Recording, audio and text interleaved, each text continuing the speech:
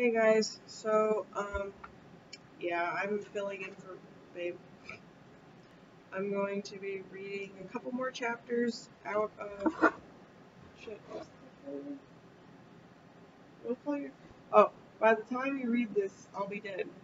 Um, so yeah, I'm gonna start off where she ended, and um, yeah. So quick disclaimer: it is about suicide. So if anyone is triggered by that, do not watch this video. Okay, here we go. There's so much I have to eat right now. Okay, whatever. She has to eat. Can you give her? Michelle. You can eat later. I'm trying to do a video. Okay, anyway. Okay, so first, next chapter is 21 days. Okay. It only requires a fingerprint match to sign on to the Through the Light. Excellent technology. Welcome J_Doe 071894. I touched DOD. Is that how you say it? It was a D0D. I don't know. 5 today. 5 new IDs. I don't even know why, but I wonder how many were girls. I read somewhere that more guys commit suicide than girls. Girls talk about it, girls attempt it, boys do it. I calculate how old she was. 22, 18, 30, 46, 15, my age. How do they do it? When? Like, what time? Morning? Afternoon? I want to go in the morning. Give myself time. Time to get dead and stay dead. I touch FF. A familiar screen appears. A discussion board. I live on discussion boards and chat rooms and bully boards. I write stories about how people verbally assault me every day of my life and how adults don't even care and even contribute to the abuse. People on boards are always sympathetic, but they don't really care about me either. They're just there for themselves.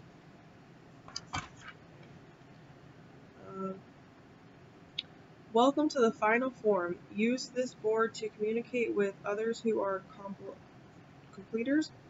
Please note, participants may not attempt to dissuade or discourage self-termination. Disregard for free will and informed consent will return an immediate removal from the board. Future access to Through the Light will be denied. This board is monitored at all times. That's comforting. I've been to suicide boards before where people get on and say stuff like, "Don't do it. Suicide's not the answer." They don't know the question, or "Life's a bitch. Get used to it. Thanks. Suicide is the easy way out." If it's so easy, why am I still here? And my favorite, God loves you. Life is the most precious gift from God.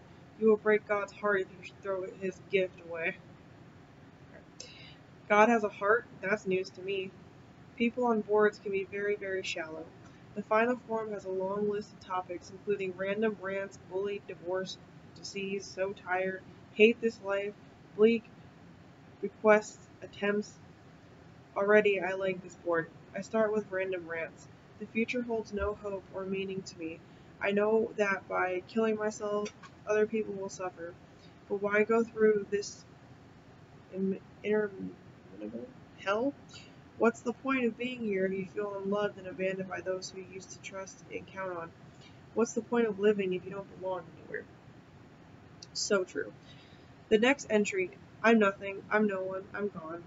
Poetic, but I'm not philosophical about life. I skipped a bullied. J_Doe 032692 wrote, I am not a thin person. However, this does not give people the right to make fun of me every day. This does not give people the right to taunt me, call me ugly and worthless, telling me to kill myself because no one will ever want me, or to make up songs about why I'm so fat and how much food I eat. No one, I repeat, no one has the right to hurt another human being this badly. My throat constricts. The neck brace feels as if it's shrinking and cutting off my esophagus. I reach up to cover the words with my hand, and the website dissolves. I want to go, now. When Dad drops me off, he doesn't say anything about picking me up early. I bet he'd like to leave me and never come back. I wonder if Mom even told him I have a half day today. All he says, I love you, honey. He has to say that. It's windy. I hate wind. Goose pimples prickle my bare legs, and I will them away. Don't engage your senses. Don't feel. Don't touch. Taste. Hear. Speak. No one tries to engage me at all morning, which isn't unusual. My econ teacher smiles, but she has to. She's a nun. It's obvious by the way my teachers avoid me or look at me like I'm a freak. They know my history. Thanks, Mom and Dad. No doubt they told the principal, who talked to all my teachers who now condemn or pity me. Hey, you're out early. What is it? Dubonte Day? Green boy plops down next to me on the bench, too close. My arm is pressed to the sides. He's inches closer. I shoot him a fiery glare. Yikes! He slides back an inch. If you want me to go, just say no, or just say so. Sorry. I don't because I can't. I'd move if there was any other place to sit near the loading zone. Anyway, I was here first. He sprawls his legs extending straight out and his hands locking behind his head. Hygrometer rising, upslope conditions, and a high-pressure bridge with that plume of tropical moisture typically means monsoon flow from the Gulf. Smell it? I don't smell. Smell like rain. Smells like rain with a little skunk mixed in. I catch a glimpse of his face, his smile. He wiggles his dark eyebrows, and I shrink to try to make myself invisible. Go away. I'm Santana, by the way. One of his arms flies in front of my face, fingers spread. I flinch. He waits a second, then raises and lowers his hand like he's checking if I'm zoned. If he touches me, I'll scream. I will, or if I can't, I'll bite him. What you've heard is true. He does a thumbs up. The ladies love me. I swing my knees to the right, over the end of the bench, and turn my back to him. I retrieve Desire in the Mist from my book bag. The pages ripple in the wind, and I hold them down. I live in that house next door. He waits. For what? I don't know. I see you come here come here after school every day. Is he watching me? He adds, obviously looking for me. When I don't respond, he said, I did shower this morning, passed through the decontamination chamber and everything. I hunch over my book and concentrate hard. Charles removed a suitcase from the closet shelf and opened it onto the bed. Maggie Louise watched from their bedroom, where they slept and talked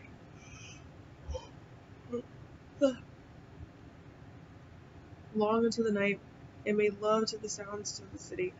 Charles stopped suddenly and braced himself on the carved mahogany headboard. His shoulders began to shake. Green Boy says, okay, I confess, I'm a stalker. He's irritating. I reach my bag for a pen in the bottom margin of my book. I write, why don't you just kill me now? I rip out a page, swivel around the bench, and thrust it at him. He reads it. I'm a stalker, not a strangler. A moment passes. He smiles. Did I mention the ladies love me? I bury my head in my book. Oh, love, my love. Maggie Louise rushed across. Green Boy sighs. I think loser in my peripheral vision. I see him look at me. I just stare at the side of my face, or my neck brace. I wish he'd go. I wish he'd go. He says, may I ask you what you're reading? He reaches out to rotate the book towards him. I clutch to my chest like a shield. His arm retracts, but he angles his head over to read the cover. Ah, he goes. I read Desire in the Mist for comparative lit last year. He is so not funny. My favorite part is when our heroine says to the stud nut on the cover, you're the only man I ever loved, the only man I ever will, and yet I'll trade you for a Gucci bag. Shut up, oh darling, my darling, Green Boy mocks in a falsetto. He falls off his bench onto his knees and steeples his hands. Just one more time, let me play your instrument of love. Sorry, his voice lowers normal and he goes, I mean, your tremendous trombone of manhood. The wind lifts my hair and I think, take me away. I can't be feeling this, whatever it is. Interest, I stand to leave. Wait, he scrambles to his feet. I'm not making fun of your reading taste. You should have see the crap I read. My hair flies in front of my face. Where's Dad? He stranded me. I gaze down the street out as if wishing will make Dad magically appear. Green Boy extracts a tin from his front pocket. His long-sleeved shirts flap in the wind as he opens the tin. The scent of licorice tickles my nose. I blow out all smell. I bought this online at a classic candy store, he says. They advertised it as Sen-Sen, the original breath perfume. You want one? Is he saying my breath smells? The aroma of licorice is so strong I can't control the urge to pinch my nose. I know, he says, kind of sickening. What, me? My breath? I don't want to breathe. My hair looks stuck in my mouth. My hair's stuck in my mouth. Where it can stay. At least the wind diffuses the smell. He's tall, but then everyone towers over me. If I could talk, I'd tell him, blow, fly away home. Sometimes I wake up in the middle of the night and I can still taste licorice, he says. Thank the Lord for Listerine. He makes the sign of the cross, then gurgles at the sky. I wish he'd shut up. Where's Dad? What time is it? Sorry, I'm not being irrelevant. Well, maybe a little. He cracks a grin. He must be a total loser if he's talking to me. He is semi-attractive in a nerdy way. Not like I'm judging him or dissing him. He's a boy. They're all alike. Don't look at him. Don't listen. Don't even think he might be different. All I can do is wait. Wait for my parents to rescue me, which they never do. I wish I wore a watch so I could stare at it, drop a hint. I've earned this window of trust with my mom and Dad. I'm going to need it. No cars in sight, no other place to sit. I can't just stand here like a target waiting for someone to attack me. I make a decision, return to the bench. The anometer measured gusts of more than 60 miles per hour overnight. He slides in beside me, not real close. Did I mention I'm addicted to the Weather Channel? I take out Desiree. I don't know why I keep saying Desiree.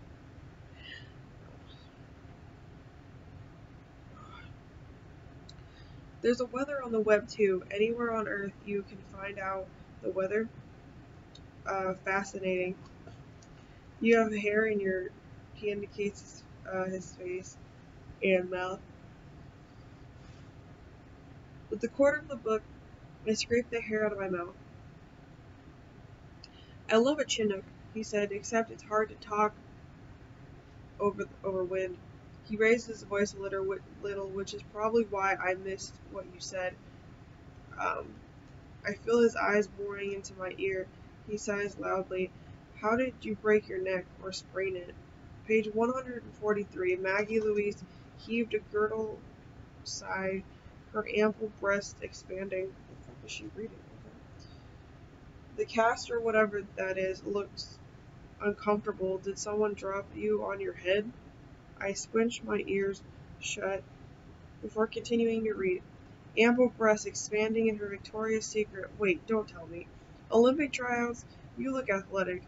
I can't help cutting him a sideways glance. Aha! You landed a Rudy wrong. I've done that. Or was it a back salto with a double twist? I spin away from him again and hunch over my book.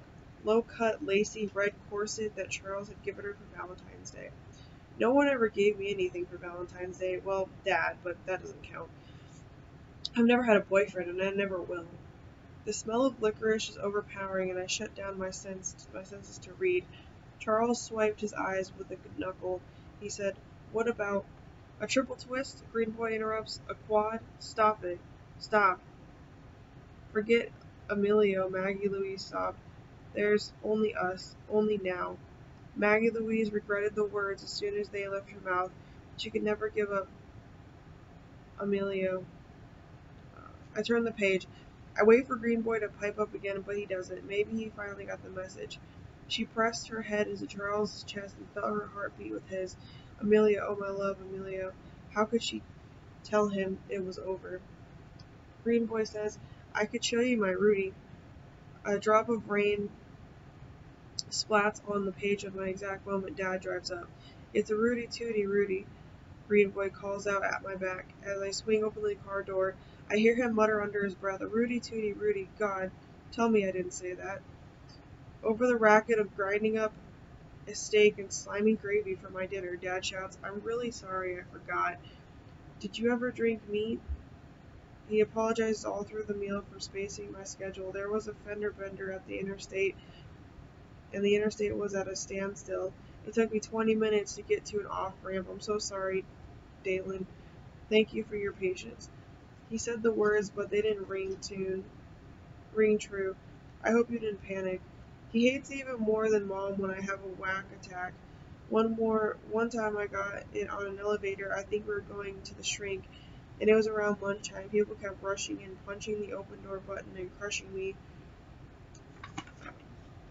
against the wall where I felt trapped and couldn't breathe. I started to panic and hyperventilate, whimper and squirm because I couldn't get out. Get me out.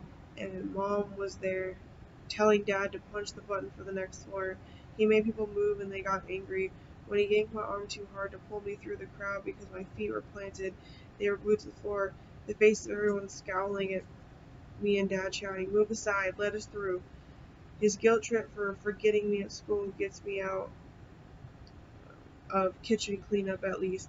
I go to my room and log on to Through the Light. WJT is ways to go, how to do it, methods and means. Each is rated 1 to 5, low to high in terms of effectiveness, availability, and pain. Strangulation. Yeah. Bleeding to death. Effectiveness 4 to 5. If you cut an artery, otherwise 1 to 2. Oh, now you tell me, I think. Time, minutes to hours. Availability 5. Razor sharp knives are the best. Razor blades are difficult to hold when they're covered with blood. No kidding, I hated the blood. So much blood. Pain 2 to 3. Hurts at first. Not that much. It hurts worse later after you find out you failed. Notes. Slitting wrists is a common suicide gesture and hardly ever results in anything more than a scar. Average time to die from a wrist slitting depends on your height, weight, and how large and deep your wounds are. Expect at least 2 to 4 hours longer if you weigh more or have increased body mass. That was one miscalculation I made. 4 hours though, or bleeding to death. Strength and determination are required to cut deeply into groin or carotid arteries, which are only wounds likely to kill you. Cutting your throat is difficult to do because of the fact that the carotid artery are protected by your windpipe. If you want to cut your wrist, cut along the blue vein on the underside of your arm. A hot bath helps since it keeps the blood flowing quickly and slows down clotting. Position yourself so that your wrists don't fall inward against your body, blocking the blood flow. How do people describe this shit? The fuck? People are crazy, man. Describe this. Sorry, I'm getting sidetracked. Okay. That was my second mistake. Wouldn't the bath get cold in 4 hours? Discovery danger is high. Especially if you haven't given yourself enough time. This is giving me anxiety. I don't want to feel. I touch FF and scan the discussions topic, same as before. I pick Bequest. I leave my extensive Legos collection to Dimitri R. I'd like Dimitri R. to take my dog. J underscore Doe 090859 should talk to Dimitri R first. What if Dimitri R doesn't want his dog? I'm pretty sure J underscore Doe 090859 is a guy. Girls don't leave Legos legacies. I bequest and bequeath my wedding veil to my beloved husband, Ferdinand, who preceded me in death. He passed suddenly last year from a massive heart attack. I find I cannot live without him, nor do I want to. So far on my list of property to bequeath, I have my clothes, which should just be burned because Mom picked most of them out and they're hideous. My new computer, which isn't really mine because nothing Dad buys really belongs to me. My books, which I'm dealing with in my own way. All my other earthly possessions that I threw into the closet when we moved here. If I were a generous person, I'd donate my stuff to children's charity or something. I'm not, obviously. For trash day, I'm going to gather a pile of old games and clothes and worthless junk that'll only remind them of me and shove them into a glad bag. The next door neighbors have tons of trash, so one more bag won't be noticed in the pickup. The trick is sneaking the bag out without mom or dad seeing me. 21 more days to remove every trace of my existence. I could do that in 21 minutes. I'm gonna stop here or keep going. Alright, and then I'm on the next chapter, and it's 20 days. No one calls me fat ass or lard butt at this school. No one smashes a Twinkie through my locker vent. No one pokes me and goes gooey mass or porker or blubber belly. Back in second grade, this boy called me Plumpkin. Hey Plumpkin, he said. Hey Fatso. I wasn't that fat yet. Maybe I was. I remember every mean thing anyone has ever said to me. Plumpkin, fat ass, crybaby, big fat crybaby. It's so Oprah, but to feel better, I ate the pain anyway. Or I ate away the pain. Then the pain ate me. I don't know why I can't let the insults go, but I can't. I'm the product of every hurt that has ever been laid on me. Human waste product. Dispose of it. He's not there when I exit the gate, thank God. I stalled around the girls' restroom at an extra few minutes so he'd give up. Why isn't he at school anyway? Even yesterday when I got out early, he was there. He is a stalker. It's a relief that he's not here. I need to be alone physically and emotionally. The final act must be accomplished in a total state of purity. The other times I realize now I had impulse thoughts, doubt, or hope. I open my book, the words glow stark against the page. Black, white, sen, he says, opening the tin. I'd scream if I could. I'd tell him the word respect burbles in my brain. Respect my space, my privacy. I don't deserve respect. I don't deserve anything. Mom's CRV swerves around the corner and disorients me. How long was he there? Was I reading? Not one word sank in. I hustle to the street and he calls, "Hey, you forgot your bookmark." I wrench open the car door and slam it shut. I have other bookmarks. Mom says, "Hi, honey, how was your day? I missed you." She never says that.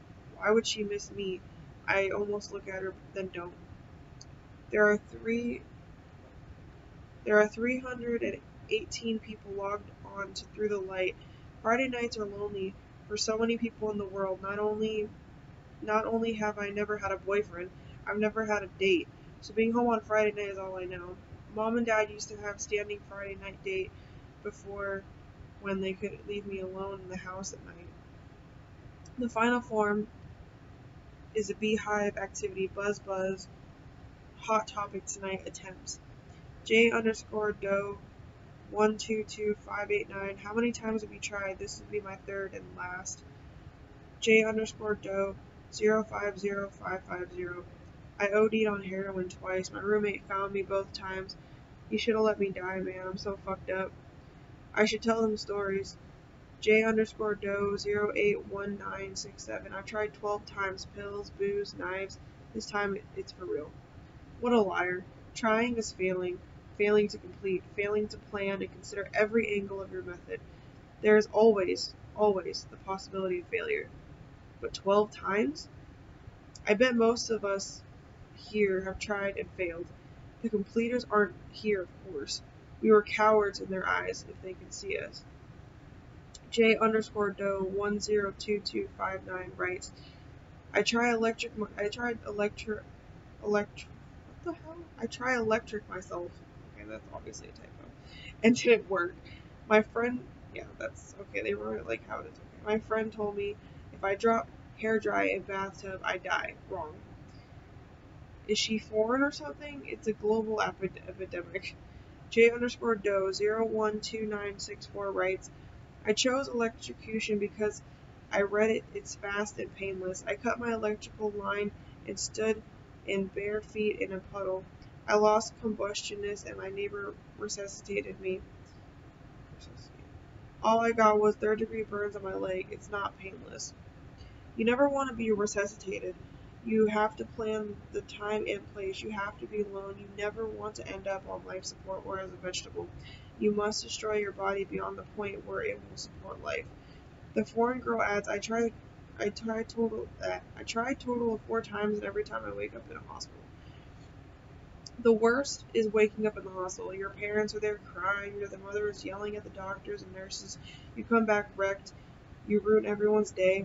It won't happen again. I promise. Okay, I'll do one more. That was a short-ass chapter. Okay. The next chapter is 19 days, 18 days. I wake up with dread this Saturday. Not that I ever look forward to waking up, but weekends are especially bad. More time alone with them, their pathetic attempts to draw me out. What should we do today, Dalen? Go to an early movie? Because I can't embarrass them in a dark theater, and the matinees are never crowded. Play Monopoly or Clue? How about Pictionary? When I don't answer, they give up. They've come to realize my only friends exist in cyberspace. Like, they're really friends. They're screen names. I don't do friends. When I was 9, Mom said, would you like to be in Girl Scouts? I was a Girl Scout. You'd make lots of friends. By then, being around a bunch of girls my age terrified me. No thanks, I told her. Girls were so mean.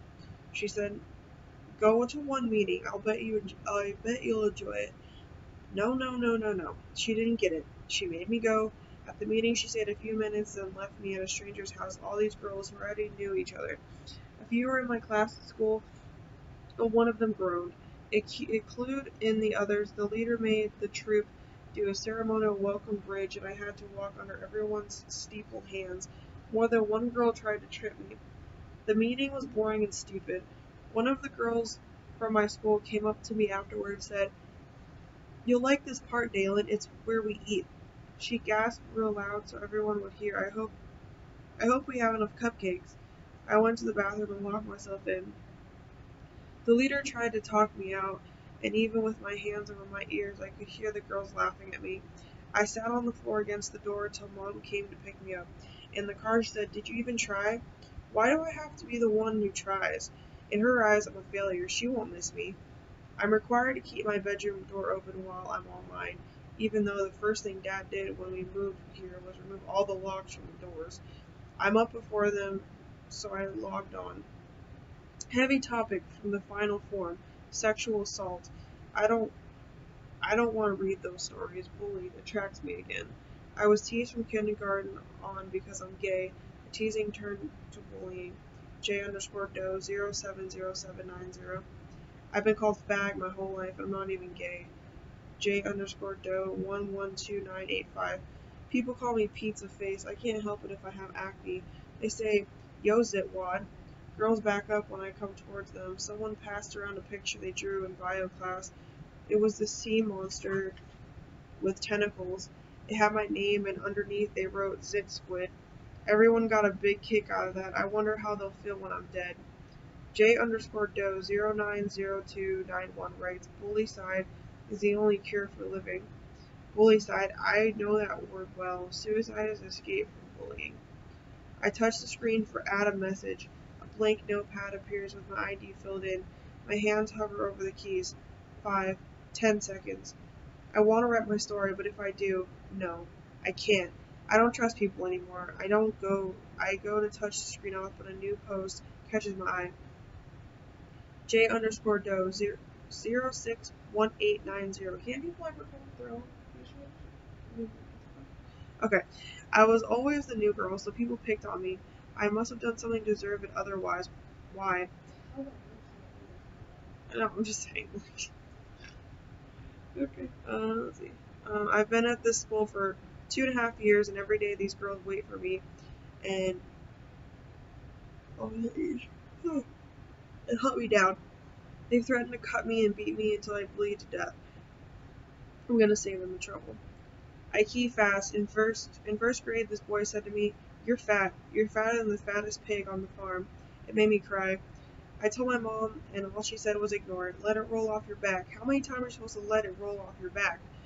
Just writing that much makes my pulse race. J_Doe 110282 writes, The jocks call me queer, fag, sissy, buttfuck from the minute I get to school, but I get out of there. I know it'll never end. Never. They'll kill you with their words. My fingers fly. The first day in my new school, three older girls on the playground surround me. They were a pack. I was standing by their swings waiting for a turn, and the leader said, "You can't be serious. You couldn't even fit on that swing."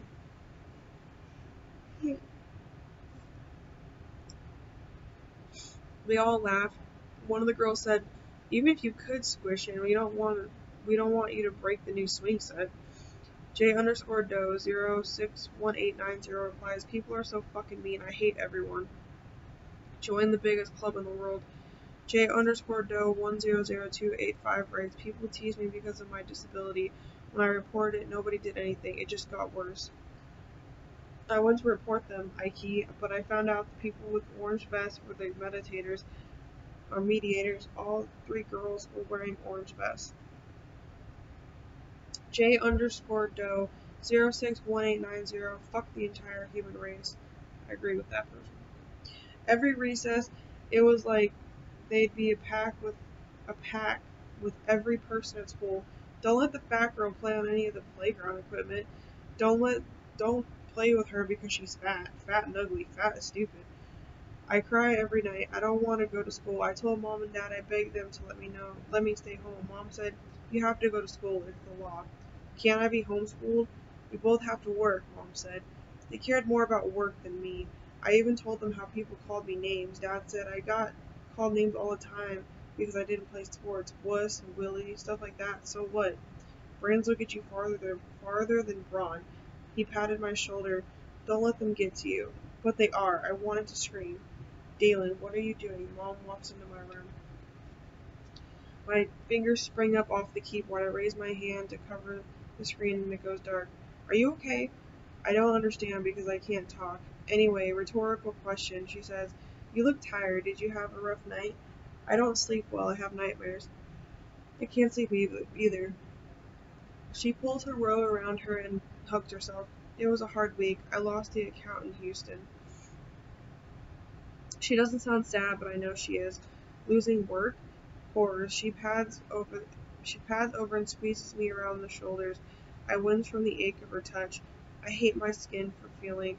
Out of the corner of my eye, I see her looking around my room. She zeroes in and crosses to my bed, lifting my book off the pillow and flipping it over. She reads the blurb on the back.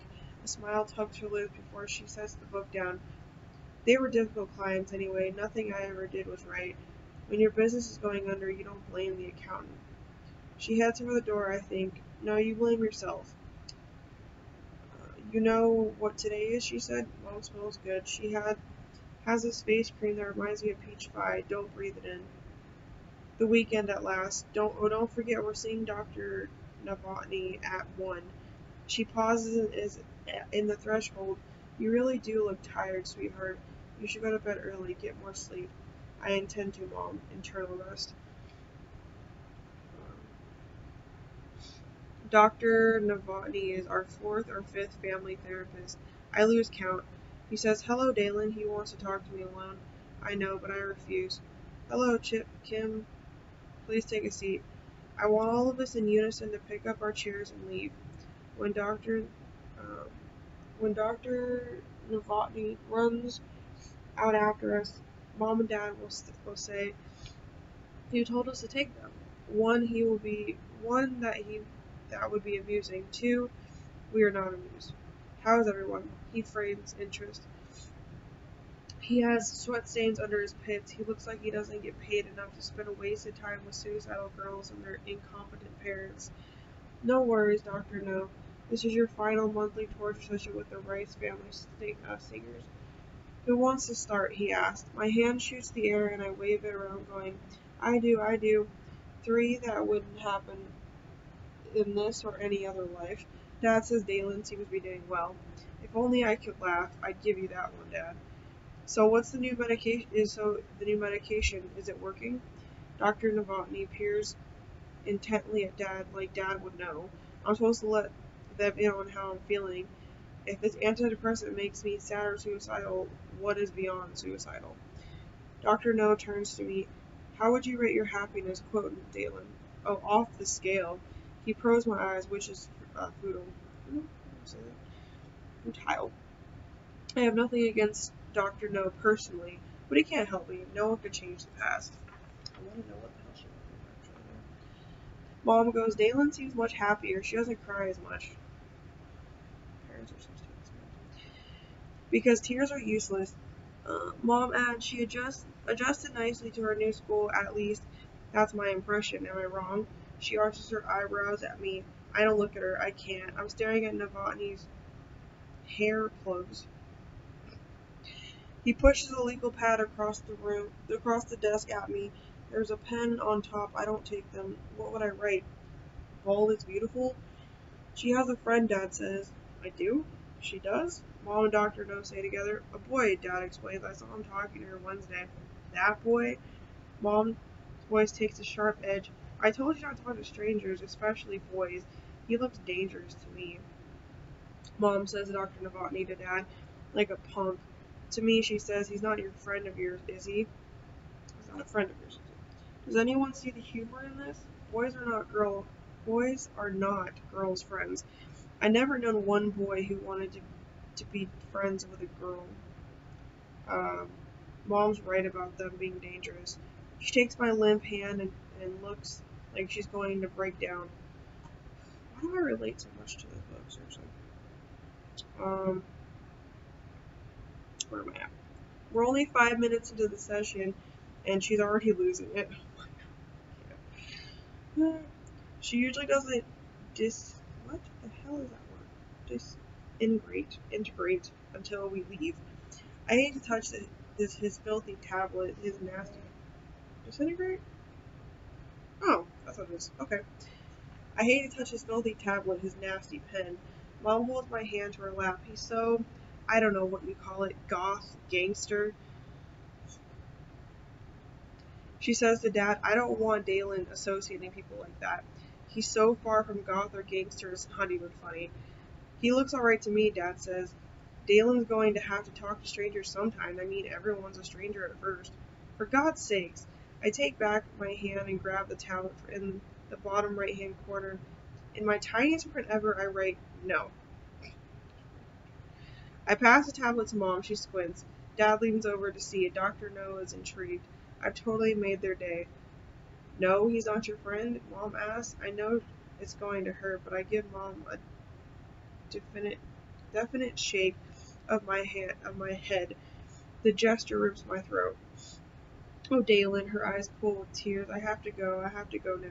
Could she, like, not talk or something? Like, is she mute? Or does she just, like, not talk? Oh, so she's mute? Or does she just not talk because it hurts? Oh, see, now I gotta read this all over. Okay, anyway, do that my own time. Now I'm confused. Okay. Mom says at Sunday brunch, let's take a drive. Is it still brunch when your eggs and bacon are blenderized? When your waffles and strawberries are pureed and sipped through a straw? I don't want to take a drive. I want to go back to bed. We could drive up to Tiny Town. I used to love that place. She salts her scrambled eggs. I never loved Tiny Town. It's this fake miniature town that some crazy person built. You walk around and peek in all the tiny windows, then you get a snow cone and come home. Is that place still there? Dad asks. He separates the newspaper.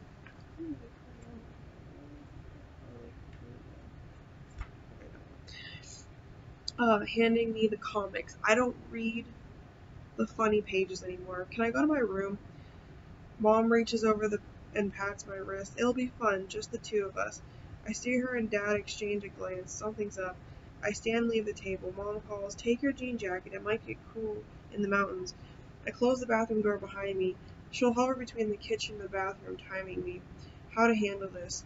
The jean jacket went into the trash on Thursday. It had a pink flowered frill around the bottom, so hideous. I brush my teeth, not looking in the mirror. The sight of me sickens me.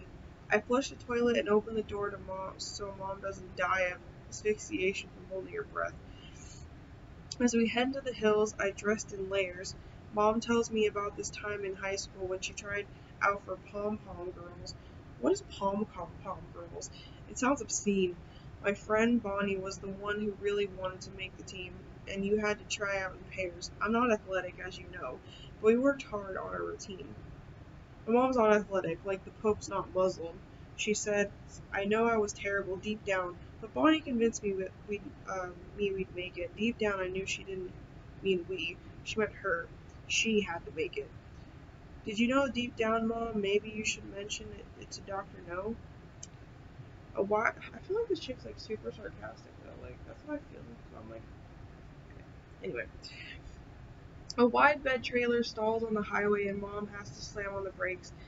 Instinctively, her arm shoots out to brace me. I wish she'd swerve over the cliff. We pass the trailer and Mom picks up where she left off. The day of our tryouts, I was so nervous. I think I actually threw up.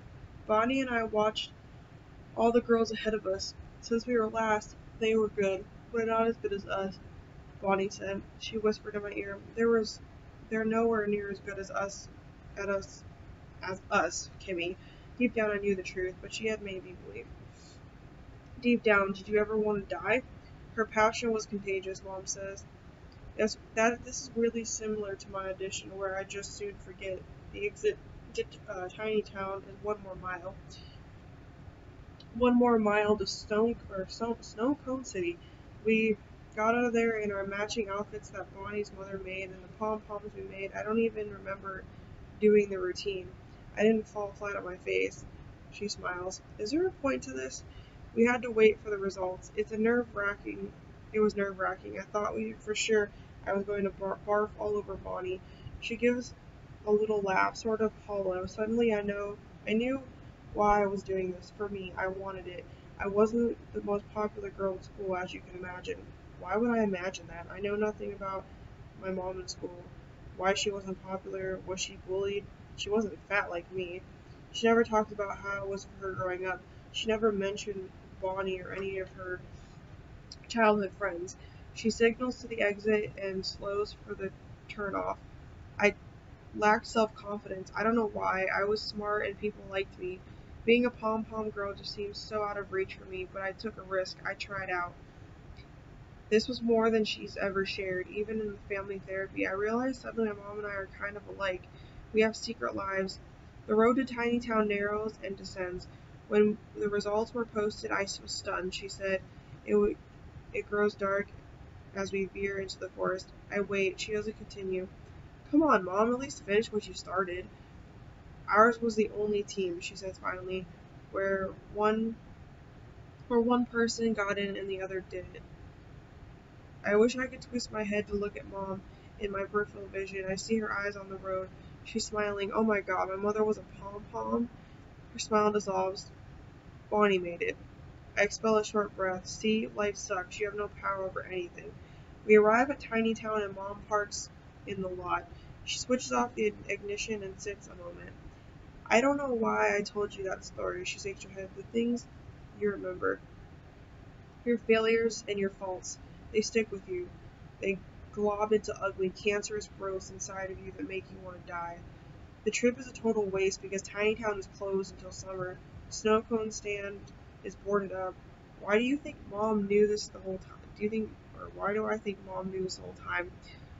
While we were away, Dad was busy at home. He installed network to link his computer to mine. He stands in front of the router looking sheepish. It shouldn't interfere with whatever you're doing on your PC, he says. What I'm doing now can be monitored 24/7. I'm not stupid. Dad shrugs like, sorry, it was necessary. We love you, Mom says. Can I go back to bed? Oh, my eyes hurt. Okay.